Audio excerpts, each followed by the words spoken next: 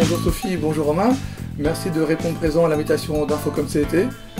Sophie, peux-tu nous expliquer pourquoi tu as décidé d'être floutée et de modifier ta voix? Je m'appelle Sophie, j'ai été directrice artistique chez McCann Paris dans l'équipe de la Beauty Team pour le budget L'Oréal Paris, et j'ai décidé de flouter mon visage et de modifier ma voix parce que les conséquences que pourrait impliquer le révèlement de mon identité dans cette vidéo pourrait me porter préjudice dans mes futurs emplois. Romain, donc secrétaire général du syndicat Infocom CGT, donc un syndicat qui est spécialisé dans les métiers de la presse, de la pub, de la com et de l'information, et donc représentant des salariés, en tout cas pour ce qui nous concerne, de la publicité, puisqu'on va en parler aujourd'hui, qui représente aujourd'hui à peu près 75 000 salariés. Justement, la presse a révélé récemment des faits graves dans une grande agence de communication qui s'appelle McCann.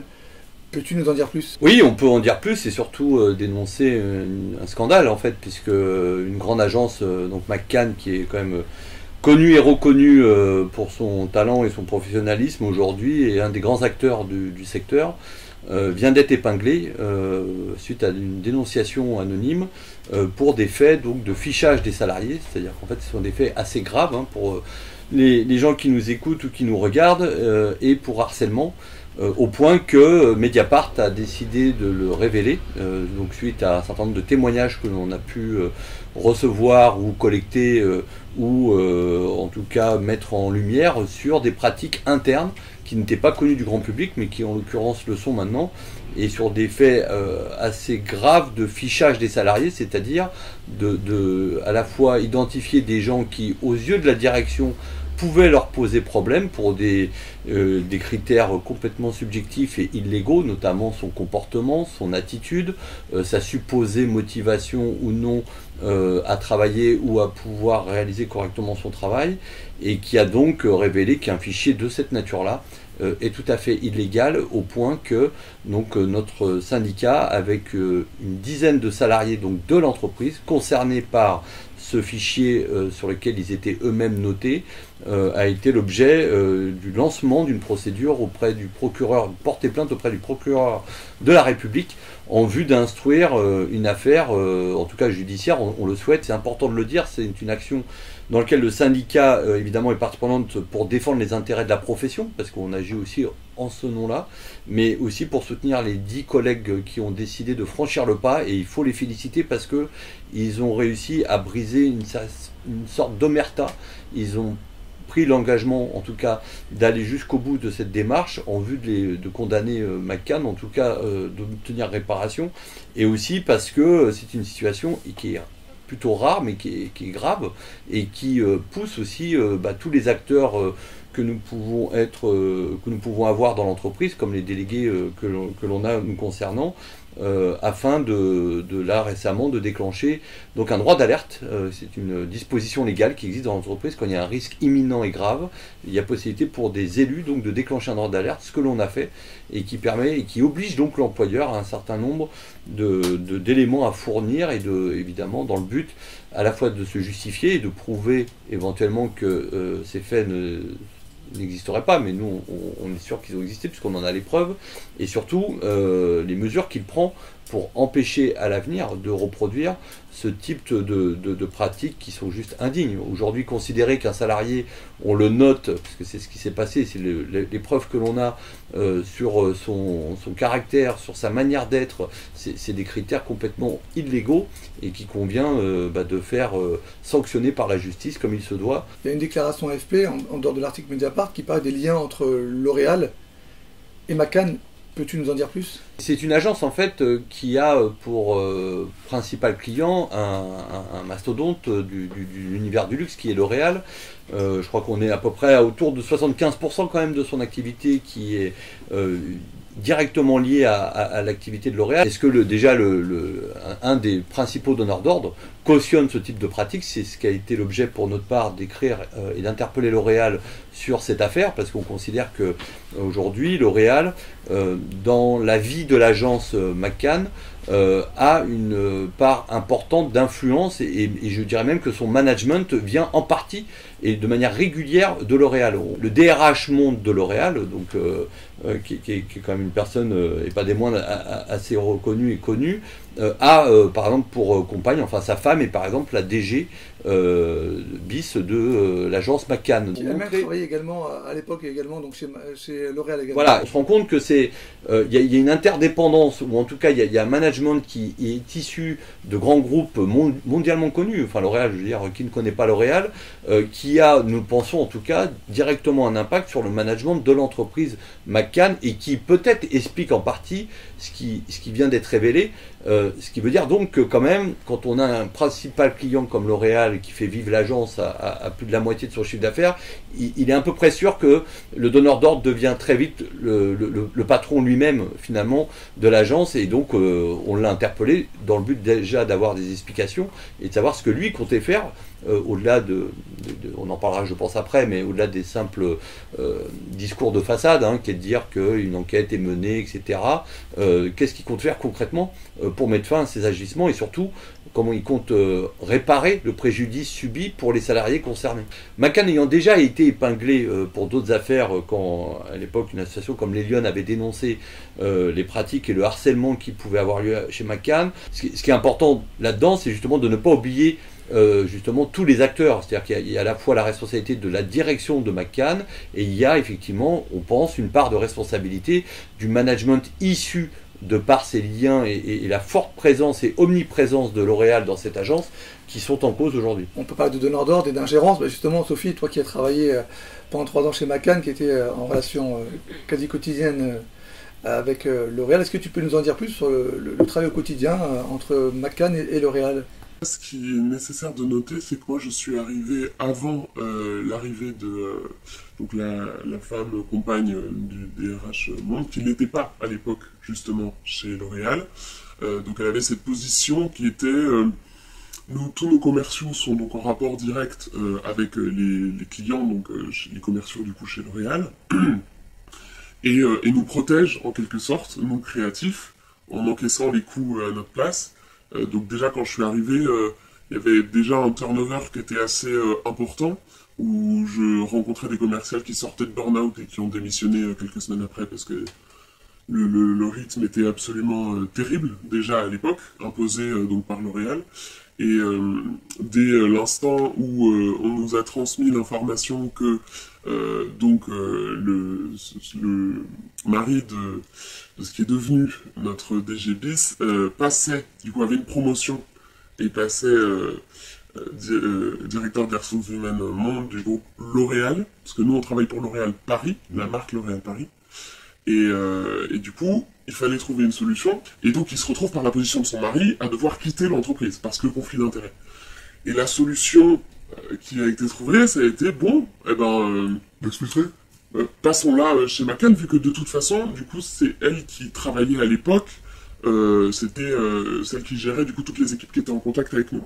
Je me souviens en 2017 d'ailleurs que donc Charlotte, hein, pour la nommer, avait averti notre directeur, ce fameux directeur de création, Julien, en lui disant que le digital, la manière de traiter le digital n'allait pas du tout et que nous avions 1 mois et demi, 2 mois pour rectifier le tir. Donc c'était fin 2017 où on s'est tous fait convoquer, on nous a dit bon, alors là maintenant c'est 100% de votre temps, vous n'avez plus de vie. Nous vous demandons à consacrer 100% de votre énergie. C'est une famille, il faut faire survivre la famille, comprenez que ça aura des conséquences sur vos emplois si on perd le budget digital de L'Oréal Paris. Début de l'été 2018, on nous a annoncé, donc, on nous a réunis dans l'open space, à tout le monde, toutes les équipes, et on nous a annoncé l'arrivée de Charlotte. Tout le monde était ravi. En fait, pour être honnête, tout le monde a explosé de rire, littéralement. Toutes les équipes ont explosé de rire parce qu'en fait, on a pensé à une blague. C'était tellement absurde que vraiment, c'était nerveux. On a tous explosé de rire. C'était pas possible. Il y a beaucoup de seniors qui la connaissaient de longue date et qui ont dit c'est hors de question que je travaille avec donc cette femme comme supérieure hiérarchique, c'était inconcevable. Donc il y avait beaucoup de départs depuis un an après l'arrivée donc de Julien, le directeur de création. On va parler plus tard. Voilà, dont on parlera plus tard. Mais alors là, c'était le coup de grâce pour beaucoup. C'est vraiment, on était au summum de l'absurdité. Et donc Charlotte est arrivée. Dans le même temps, les locaux de McCann ont déménagé donc de Mairie Clichy à l'île de la Jatte. Ce qui est marrant, c'est que Mairie Clichy, c'est donc juste à côté physiquement des bureaux de L'Oréal.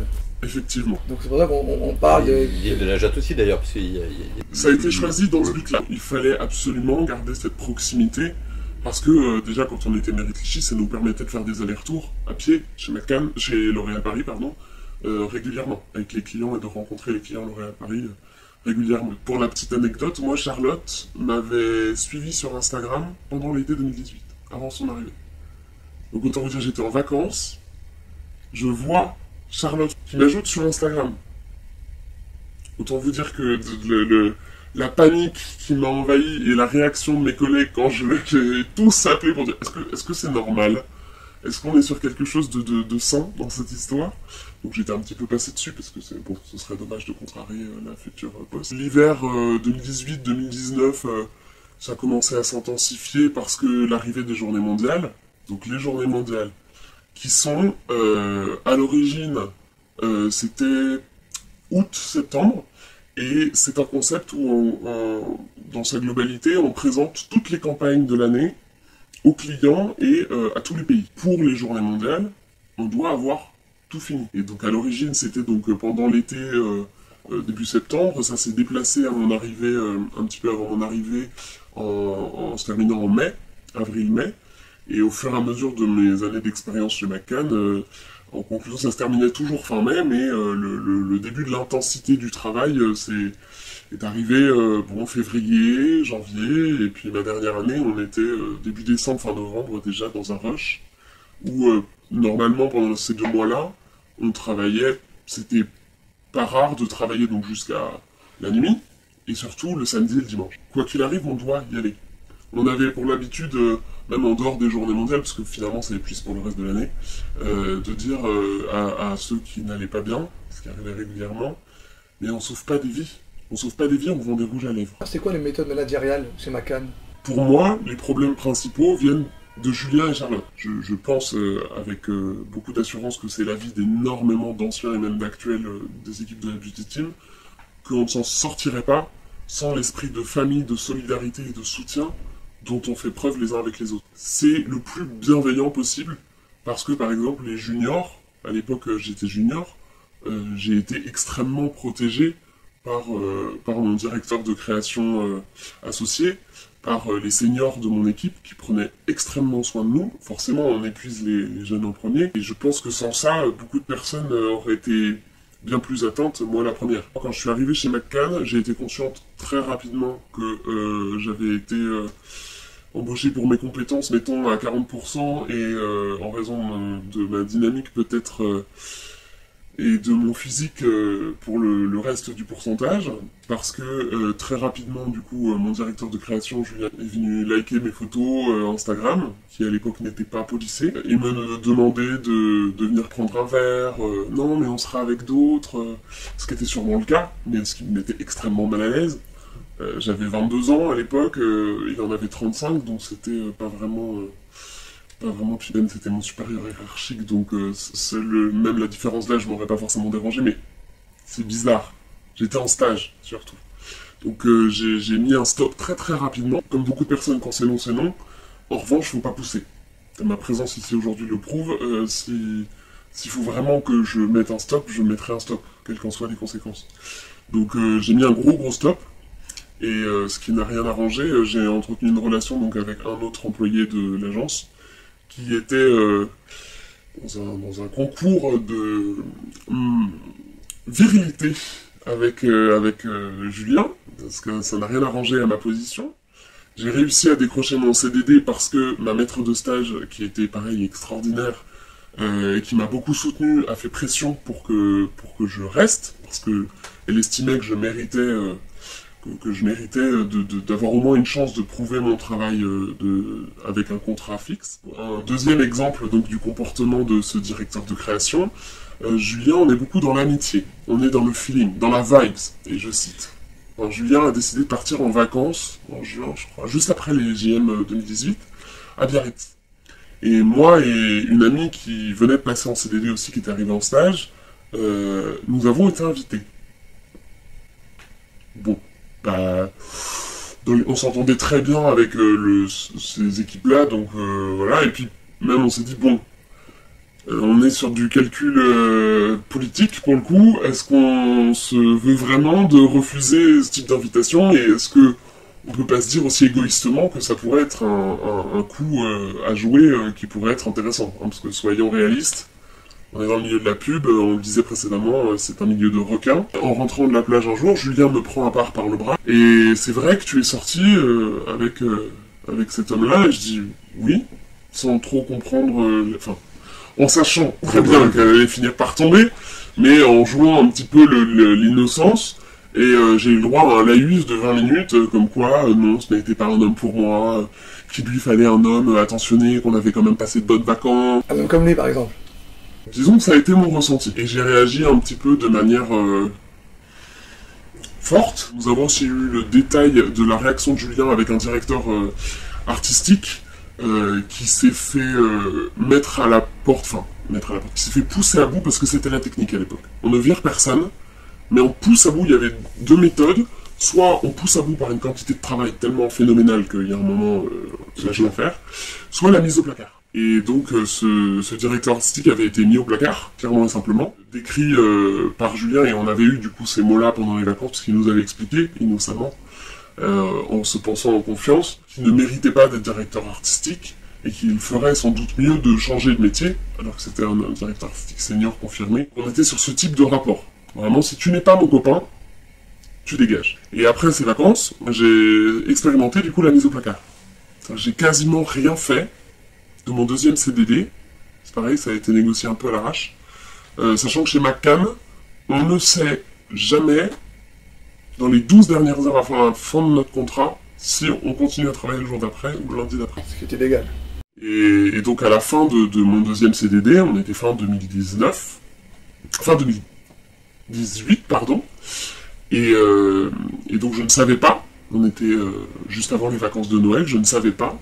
J'ai demandé à Charlotte, j'ai demandé à un de mes directeurs de création, j'ai demandé à Julien, et personne ne me donnait de réponse. Et donc Julien m'a pris à part dans une petite salle, sans Charlotte, sans son collègue directeur de création, sans mon chef de team, et m'a dit, du discours extrêmement politique également, puis très Julien, c'est quelqu'un d'extraordinaire, t'as des ondes tellement agréables, tellement positives, t'as toujours le sourire, vraiment, c'est top, vraiment c'est génial.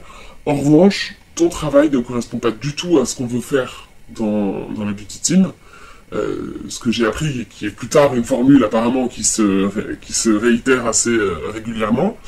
Et donc, voilà, moi je vois pas du tout comment est-ce que je pourrais continuer à travailler avec toi, sachant que j'étais au bout de 2 CDD de 6 mois. Et il me dit, mais ton chef de team, directeur de création associé, me dit que tu as clairement le potentiel pour rester dans l'agence et qu'il faut que je te garde. Donc ce qu'on va faire, c'est que je vais te mettre un nouveau CDD de 3 mois de mise à l'épreuve. Je cite. Il faut expliquer que dans la pub, on passe d'abord par un stage, après un CDD, Oui. et après un CDI. Donc, Voilà. Donc j'entame cette mise à l'épreuve, qui a déjà été une sacrée claque. Donc c'est comme si j'étais au premier jour de mon stage à nouveau. Et le mot de mise à l'épreuve était juste, c'est vraiment là, à la moindre erreur, au bout de 3 mois, tu dégages. Avec le CDI, du coup, vraiment à la clé des 3 mois. Donc j'ai bossé vraiment comme une folle. C'est l'épuisement. C'est le fait de faire se plier les autres par la force, et ceux qui n'ont pas peur, ceux qui essayent de se battre, se font éjecter d'une manière ou d'une autre. Donc j'étais revenu travailler, et un jour j'ai débarqué dans son bureau, j'ai dit, tu appelles Charlotte maintenant, et tu fais quelque chose, ça fait 3 jours que tu me dis que tu vas faire quelque chose, donc maintenant tu le fais. 3 jours sans contrat, toujours. Hein. Ouais. Donc il sort du bureau, il me dit, bon, voilà, j'ai cette offre. Donc à ce stade, bon, je suis fatigué, j'ai signé. C'était pas extraordinaire, mais cependant c'était un geste suffisant pour me donner envie de rester. Donc ça a été signé, j'ai continué à travailler, ça s'est extrêmement bien passé les premiers mois. Les GM, on les a fait. Bon, ben, faut serrer les dents. On peut bosser 2 semaines d'affilée sans avoir un jour de repos. On arrive à 10h. On n'est pas du genre à arriver à 9h, sauf grosse urgence. On peut arriver à 8h30, 9h. Mais sinon, on est sur du 10h, 10h15. Mais par contre, après, il n'y a pas de limite. Ça peut aller 22, 23. Le maximum que j'ai fait, je crois que c'était 4h30, presque 5h du mat. Donc c'est pareil, je sais que dans d'autres agences, ça peut être pire, mais beaucoup plus éparse, beaucoup plus exceptionnel. Donc c'était beaucoup plus régulier, et puis... C'était des belles journées. Hein. Et donc sur la fin 2019, les relations se sont de plus en plus tendues, parce que mine de rien, sur la longueur, en fait, les gens sont de plus en plus stressés, sont de plus en plus fatigués les uns les autres, épuisés et puis mis au pied du mur par la direction. Ce qui est à noter aussi, c'est que au moment où mon directeur de création associé a pris ma défense, je pense qu'il y avait d'autres facteurs dont je n'ai pas connaissance, mais lui qui était extrêmement proche de Julien en l'occurrence, comme beaucoup d'autres directeurs associés qui ont aussi pris ma défense, comme mon équipe, ont subi, j'ai cru le comprendre, un retour de veste. C'est monnaie courante chez McCann. Voilà, toujours. Fin 2019, je commençais vraiment à bout. J'étais extrêmement fatigué, et psychologiquement surtout. Donc début septembre, je suis hypotendu, donc je faisais des chutes de tension. La première, elle a duré 3 heures, et après, c'était à côté, c'était pas au travail, puis après j'ai commencé à en faire au travail. Donc j'avais un professionnel de santé qui me suivait à l'époque, et un matin, ou un mercredi matin d'ailleurs, j'avais mes consultations donc avant d'aller au travail, très tôt, et elle me dit ça suffit, je ne t'autorise pas à retourner au travail aujourd'hui. Donc je ne suis pas retourné au travail, j'avais un arrêt d'1 semaine. J'ai posé mon arrêt de travail juste après le licenciement assez extraordinaire dans son déroulement d'une de nos collègues qui avait une relation du coup extrêmement conflictuelle. Enfin, Charlotte avait une relation très conflictuelle avec elle, où elle a quand même tenu le jour où on lui a demandé de quitter les lieux à faire une passation de pouvoir pour ses collègues, quand même, parce que comme elles étaient en sous-effectif, elles avaient une énorme quantité de travail, et récupérer ça même pour nous, récupérer ça sans backup, c'est juste inconcevable. Et on est tous descendus la voir et lui apporter notre soutien émotionnel et affectif, parce que c'était extrêmement violent, la manière dont ça a été procédé, c'était extrêmement violent. Et quand cette empathie est venue aux oreilles de l'ancienne, du coup, DRH, cette femme est donc descendue pour demander à notre collègue de quitter les lieux instamment, parce que, je cite, parce que j'étais là, tu provoques un sentiment dans les bureaux qui ne te rend pas service. À comprendre, l'empathie que la situation provoque ne nous rend pas service. Donc elle a été amenée par le bras à sortir du bâtiment Manu Militari, où elle a quand même pris son ordinateur pour faire sa passation de pouvoir, donc dans le lieu où nous faisions nos pots de départ. Et nous sommes allés la voir, évidemment, dans l'après-midi. Moi, j'ai quasiment passé l'après-midi là-bas parce que j'étais tellement outré de ce qui venait de se passer. C'est un peu l'américaine, elle est partie quasiment dans... Ah oui, elle est carrément à l'américaine. On est dans cette démarche où Charlotte, je le disais précédemment, est une femme extrêmement intelligente. On doit lui reconnaître ça. Qui a une capacité de professionnelle extraordinaire, évidemment, à un coût qui est extrême pour les autres, mais qui a des résultats qui sont effectivement très effectifs, hein, il faut le noter. Malheureusement, donc c'est à la charge de la santé. Au détriment au détriment, voilà, c'est le mot que je cherchais, merci beaucoup. Au détriment de la santé mentale et physique de ses collaborateurs. Mon arrêt de travail s'est produit 2 ou 3 semaines après. Et quand je suis rentré, donc ce fameux vendredi, après m'être pris de laïus par Julien, où j'ai tellement mordu dans mes joues pour ne pas lui donner la satisfaction de pleurer devant lui. Évidemment, il est parti, je me suis effondré, hein, donc, et tout le monde comprenait pourquoi. Mais et donc le lendemain matin, je suis arrivé, j'avais donc des plaies, tellement je m'étais mordu les joues. Le lendemain, j'ai donc eu une discussion avec mon directeur de création associé et mes directeurs de création seniors qui m'ont apporté tout leur soutien, mais que je n'avais pas prévenu de mon départ. J'avais appelé mon directeur de création associé le mercredi matin pour lui dire voilà, qu'il y avait eu très peur que ce soit de leur faute, parce que vraiment, ils me protégeaient énormément et que j'ai rassuré tout de suite. Mais non, parce que sans vous, ça ferait 6 mois que je serais fini. Des gens bienveillants. Oui. C'est quelques personnes qui orchestrent ce mal-être oui, chez McCann. exactement. C'est pas globalement toute... À mon sens, oui. Et donc ce matin-là, donc j'ai un discours en face à face avec mes équipes, que ça attristait énormément de découvrir en fait mon état de santé. À un moment, j'étais en train d'avoir une discussion avec une personne qui n'était pas dans mon équipe, mais de qui j'étais extrêmement proche, qui faisait d'ailleurs partie du CSE et qui était la victime continuellement de l'agressivité de Charlotte. Je vois Charlotte. Et je fais une crise de panique monumentale. Donc je sens mon pouce accélérer, commencer à faire de l'hyperventilation, comme je connais les symptômes. Je me suis levé, j'ai couru et je suis parti en bas pour pas me donner en spectacle. J'ai dû appeler une collègue, viens, parce que j'arrive pas à m'arrêter. Au bout de 20 minutes, je n'arrivais pas à m'arrêter. Donc ma collègue a réussi à me calmer. En plus, j'ai été maquillé ce jour-là pour faire l'autre figure, donc c'était une catastrophe. Maquillage L'Oréal ou pas? Non. Pour moi, bon, c'est un autre sujet, hein, qui n'est pas celui d'aujourd'hui. Et après, il y a eu les vacances de Noël où elle m'a parlé des Lyonnes en me disant « Mais je sais que tu fais partie des Lyonnes et moi je trouve ça génial, c'est quelque chose que je supporte extrêmement bien, enfin c'est génial vraiment. » Voilà. Et puis je pense qu'elle était surtout ravie que ça ne parle pas d'eux. Ça parlait essentiellement des étages en dessous qui géraient les autres budgets. Il y a eu les conséquences qu'on connaît.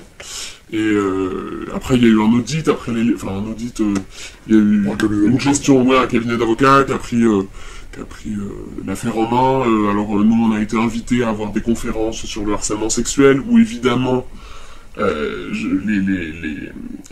supérieurs hiérarchiques n'étaient pas obligés d'assister. Donc, c'était contre-productif. Ce qui est intéressant de dire, c'est que ce cabinet d'avocats, le comité d'entreprise, à l'époque, où était encore le CSE, je ne sais plus précisément, n'a pas eu accès au contenu. Et soi-disant, même la DRH de McCann n'a pas eu accès à ce résultat. Donc c'est assez étonnant quand on commande en général une expertise quelle qu'elle soit, on a au moins le compte rendu, mais apparemment c'est McCann New York qui a le résultat, et McCann France ne serait pas informé, ni les élus ne sont pas informés du résultat. C'était de la poudre aux yeux. Pour conclure, donc on a été, parce qu'on avait un questionnaire à remplir si on le souhaitait, pour communiquer anonymement notre ressenti, de nos expériences. Julien nous a convoqués, il nous a fait comprendre les larmes aux yeux. Vraiment, je crois qu'il y a une petite larme que si on perdait L'Oréal, si on n'allait pas témoigner en la faveur de McCann, on allait perdre L'Oréal et du coup on allait tous perdre nos emplois, licenciement économique. C'est un stade où j'ai dit ok, j'ai cherché un autre travail, j'ai démissionné, j'avais même plus l'énergie de demander une rupture conventionnelle. Malheureusement, l'affaire Mediapart a reflambé et donc ça a lancé tous les anciens, sachant que les actuels, ceux en poste, avaient toujours très très peur, parce que c'est le règne de la peur. Et encore une fois, la situation de l'animal apeuré qui se retrouve dos au mur, l'erreur a été commise de créer une pétition écrite au nom des employés, avec le « nous », mais en disant « nous nous sentons attaqués », sachant que dans Balance ton agency, on ne parlait pas des collègues les uns avec les autres, mais vraiment des violences managériales, si je puis dire, et des techniques managériales très borderline. Et pour le coup, pour la petite anecdote, j'ai reçu, on m'a communiqué cette pétition, très rapidement, que j'ai vu également, 1 heure avant que les salariés de la Beauty Team la reçoivent sur le groupe WhatsApp. Il y avait déjà 33 signatures. Ce qui peut paraître comme curieux, j'ai les screenshots, j'ai tout, je garde tout.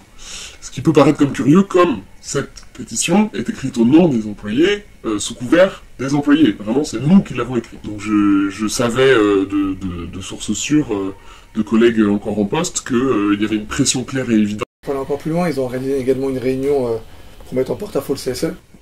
Un tribunal public par les ressources humaines, oui, j'ai eu oui dire également. Un tribunal public du CSE et les larmes aussi. Oui. Les larmes de certains responsables qui... l'approche de la direction, je crois. Et cette pétition, ça a été l'erreur. Cette pétition, du coup, a tellement énervé, outré ceux qui étaient en poste, que du coup, ça a déferlé chez BTA de témoignages de personnes en poste et de personnes chez L'Oréal. Erreur de com, pour une boîte de com, ça... Erreur de com. J'ai failli annuler parce que ça m'a mis très très mal. Très très mal. J'ai refait des crises de panique. Même si j'ai été entouré par ma famille à ce moment-là, j'étais pas bien du tout, j'arrivais plus à dormir. Et puis, c'est pareil, je me suis bien reposé, donc, parce que j'avais pris cet engagement et je trouvais ça extrêmement important qu'il soit honoré. D'ailleurs, on te remercie parce que c'est un acte courageux. La première chose qu'il faut dire, et il faut remercier Sophie pour ce qu'elle vient de nous dire, parce qu'elle illustre finalement une certaine réalité dans la profession de la pub que tout le monde a pu vivre au moins une fois dans sa vie, vu le long récit qu'elle nous a fait, et qui montre qu'il y a quand même un certain nombre de pratiques, il y a quand même un certain nombre de faits qui ne sont pas acceptables dans des relations dites normales au travail. Dans ce que nous a raconté Sophie, on a un certain nombre de problématiques qui sont posées, du rapport du salarié à ses boss, à ses managers. On a un problème de délimitation entre ce qui est du ressort de la vie privée et de ce qui est du ressort de la vie professionnelle, avec, on voit bien, une sorte de porosité amicale, en tout cas qui est présentée comme telle, pour aller soit boire des coups avec ses boss, soit aller en vacances avec ses boss, et qui peut poser problème à un moment donné dans le travail. On voit bien qu'il y a une espèce de management que je considère comme pervers, qui est intrusif, et qui joue beaucoup sur des ressorts affectifs. Et c'est important son témoignage parce que Sophie, elle est comme des centaines ou des milliers d'autres salariés qui ont certainement dû vivre ces situations, de rappeler que ces situations, elles sont pas normales et qu'elles sont, pour certaines d'entre elles, même illégales. Et c'est important de le préciser parce que c'est ce type de témoignage qui donne de la force aussi pour dire, à un moment donné, vous n'êtes pas obligé de rentrer dans ces mécanismes de rapports sociaux avec votre boss, que ça soit de l'ordre de l'affectif, que ça soit de l'ordre de certaines accusations, ou que ça soit de l'ordre de certaines pratiques. C'est contre nature avec les rapports sociaux qu'on doit avoir aujourd'hui dans une entreprise. À un moment donné, comme elle l'explique très bien, le corps craque, en tout cas la personnalité craque parce que ça devient trop compliqué à gérer. Et donc, faire quoi déjà, c'est d'être en capacité de dire non, c'est déjà important parce que c'est basique, mais en même temps, ça permet de redéfinir un cadre normal de relations sociales. La deuxième étape, après, évidemment, c'est quand on dit non, et ça, on ne saurait que trop le conseiller dans le secteur de la publicité, vu le nombre de cas qui se comptent par milliers dans ce qu'on peut constater ou des témoignages qu'on peut avoir, c'est la capacité de dire, si on veut que ça s'arrête et si on veut que ça change, c'est de pouvoir s'organiser collectivement. Sinon, ça n'a pas d'intérêt. Et je le dis, y compris à ceux qui nous regardent, penser que de manière individuelle, on peut gagner ce type de bataille ou qu'on peut gagner sur une situation décrite comme l'a fait Sophie, toute seule, à un moment donné, c'est pas possible. Il y a besoin d'instances, il y a besoin de représentants, et on est là pour ça, les syndicats, en tout cas particulièrement Infocom CGT dans la pub. Nous, on le dit parce qu'on est un syndicat qui est pugnace et qui n'avons certainement pas notre langue dans notre poche. Il faut inviter les collègues à se rapprocher du syndicat ou des représentants syndicaux CGT qu'il peut y avoir dans les boîtes de pub pour justement porter ensemble cette question-là, parce que le syndicat, c'est justement celui qui va permettre de protéger et qui va permettre d'aider à que ce type de situation cesse. Sinon, le risque, c'est quoi?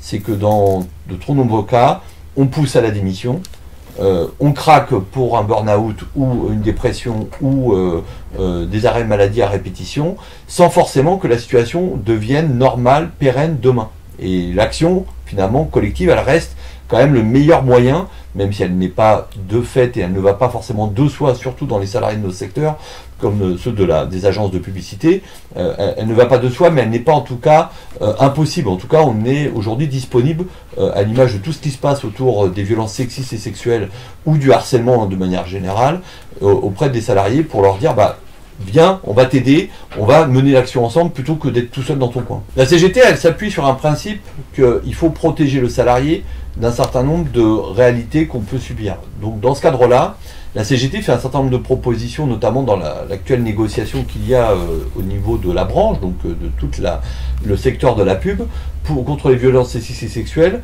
en par exemple désignant des référents dans les entreprises, harcèlement, qui permettent, quand il y a un problème, qu'un salarié puisse aller voir ce référent ou un élu, le but étant de faire remonter l'information pour que ces situations cessent.